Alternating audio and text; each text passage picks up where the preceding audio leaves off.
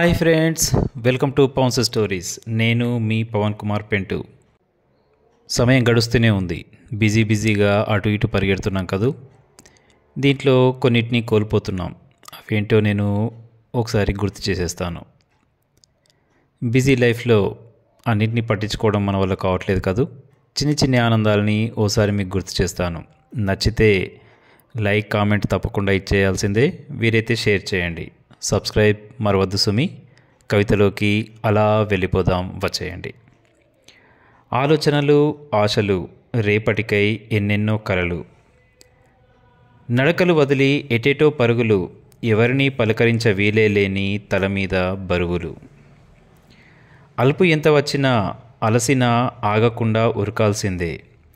గాలే లేకపోయినా, సమయమే చిక్కకపోయినా శ్వాసించాల్సిందే. అలాంటప్పుడే కాస్త పక్కలకు చూడాలి.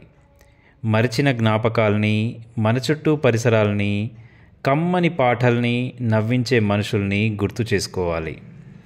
కొన్ని చిన్ని నచ్చిన పనుల్ని ఇలా చేసేయాలి.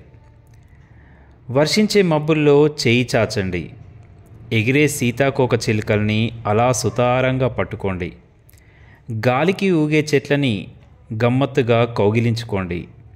ఎవరూ చూడట్లేదని అలిగిన గట్టుపై పూసిన పువ్వుల్ని హాయిగా ఓసారి తాకండి.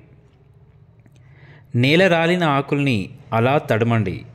ఆకాశంలో స్వేచ్ఛగా ఎగిరే పక్షుల్ని చూసి ఆ గడ్డిలో మీరు వాటితో పాటే పరిగెత్తండి. చిక్కని చలిలో అలా నడిచేయండి. చలిమంటలో రగిలే నివురులో కోల్పోయిన జ్ఞాపకాల్ని పట్టేసుకోండి. నచ్చిన పాటల్ని వింటూ సెలయేరు పక్కన కాసేపు కూర్చోండి.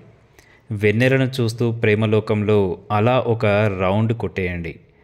చిన్న పిల్లల అమాయకపు చిరునవ్వుల్ని దోసిల్లో పట్టేయండి. నవ్వించే స్నేహితుల్ని ఎంత దూరంలో ఉన్నా వీలైతే ఓసారి కలవండి. ఇలా చిటారు కొమ్మకు తగిలించిన జ్ఞాపకాల మూటను ఒక్కసారి దులిపేయండి. రాలిన ప్రతిదాన్ని గుండెలోకి మళ్ళీ వంపేసుకోండి. ఎన్నెన్నో నచ్చిన పనుల్ని చేస్తూ ఉండండి. అప్పుడప్పుడు ఫ్రీగానే సేద తీరండి అలసినప్పుడు. ఇదండి ఈరోజు చిన్ని కవిత. నచ్చిందని అనుకుంటున్నాను. తప్పకుండా ఓ కామెంట్ ఇచ్చేయండి. మరి నేను మీ పవన్ కుమార్ పెంటు.